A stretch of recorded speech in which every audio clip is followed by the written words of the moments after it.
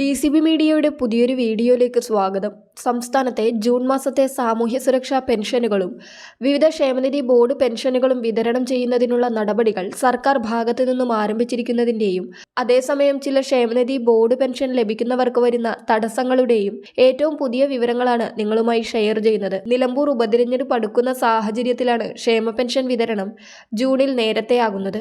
വിശദ വിവരങ്ങളിലേക്ക് കടക്കുന്നതിന് മുൻപായി ചാനൽ ആദ്യമായി കാണുന്നവർ സബ്സ്ക്രൈബ് ചെയ്യുക. വീഡിയോ ലൈക്ക് ചെയ്ത് സപ്പോർട്ട് കൂടി തരിക. ജൂൺ മാസത്തിൽ ഒരു മാസത്തെ പെൻഷൻ തുകയായ 1600 രൂപയാണ് സാമൂഹ്യ സുരക്ഷാ പെൻഷൻ ഗുണഭോക്താക്കൾക്ക് സർക്കാർ വിതരണം ചെയ്യാൻ പോകുന്നത്.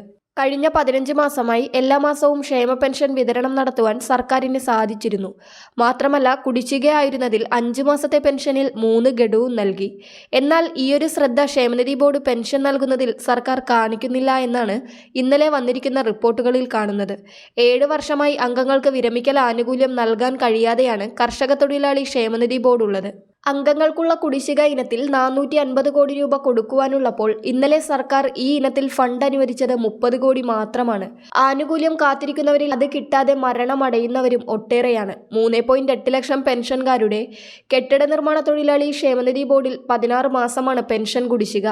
ഇതിൽ ഒരു മാസത്തെ കുടിശ്ശിക കഴിഞ്ഞ ദിവസം മുതൽ നൽകി തുടങ്ങിയിട്ടുണ്ട്. ലഭിച്ചവർ ഒന്ന് കമന്റ് ചെയ്യുക. കുടിശ്ശിക പൂർണ്ണമായും നൽകുവാൻ 1200 കോടി രൂപ വേണമെന്നാണ് ബോർഡ് പറയുന്നത്. സംസ്ഥാനത്തെ 30 ക്ഷേമനിധി ബോർഡുകളിലായി പകുതിയോളം അംഗങ്ങൾക്കാണ് പെൻഷൻ അടക്കമുള്ള ആനുകൂല്യങ്ങൾ മുടങ്ങിയിരിക്കുന്നത്. 2 മാസത്തെ കുടിശ്ശിക നിലനിൽക്കുമ്പോഴും 60 ലക്ഷത്തോളം വരുന്ന സാമൂഹ്യ സുരക്ഷാ ക്ഷേമ പെൻഷനുകൾ സർക്കാർ ഇപ്പോൾ മുടങ്ങാതെ നൽകുമ്പോഴും മറുവശത്ത് അംശാദായം അടച്ചിട്ട് പോലും കൃത്യമായി പെൻഷനും ആനുകൂല്യങ്ങളും ലഭിക്കാതെ ക്ഷേമനിധി ബോർഡുകളിലെ ലക്ഷക്കണക്കിന് തൊഴിലാളികൾ വലയുകയാണ് എന്നതും യാഥാർത്ഥ്യമാണ്.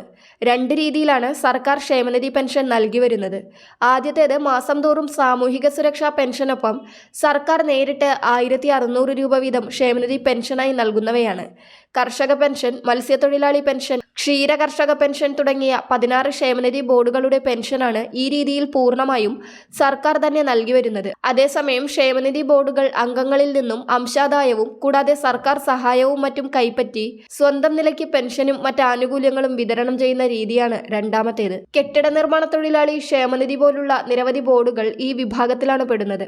ഇത്തരത്തിൽ ക്ഷേമനിധി ബോർഡുകളിൽ നിന്നുള്ള പെൻഷൻ അടക്കമുള്ള ആനുകൂല്യ വിതരണമാണ് തടസ്സപ്പെട്ടിരിക്കുന്നത്. 56,000 പെൻഷൻകാരുള്ള കശുവണ്ടി തൊഴിലാളി ക്ഷേമനിധി ബോർഡിൽ 2 മാസത്തെ ആനുകൂല്യമാണ് കുടിശ്ശികയുള്ളത്.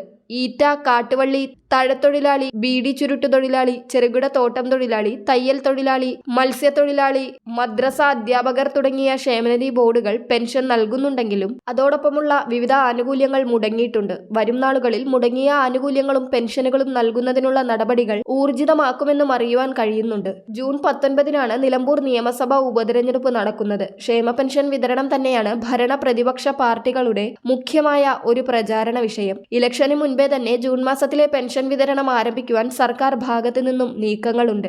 എന്നാൽ തിരഞ്ഞെടുപ്പ് കമ്മീഷന്റെ മുൻകൂർ അനുമതി ഇതിന് ലഭിക്കേണ്ടതുണ്ട് എന്നാണ് അറിയുവാൻ കഴിയുന്നത്. വരുന്ന 2-3 ദിവസങ്ങൾക്കുള്ളിൽ തന്നെ ഇക്കാര്യത്തിൽ ഒരു വ്യക്തമായ ഒരറിയിപ്പ് ഉണ്ടാകുന്നതാണ്. പെൻഷൻ വിതരണം നേരത്തെ ആയാൽ ലക്ഷക്കണക്കിന് പേർക്ക് വലിയൊരു ആശ്വാസമാകും. മറ്റുള്ളവരിലേക്കും ഇൻഫർമേഷൻ ഷെയർ ചെയ്യുക. മറ്റൊരു ഇൻഫോർമേറ്റീവ് വീഡിയോയുമായി വീണ്ടും കാണാം.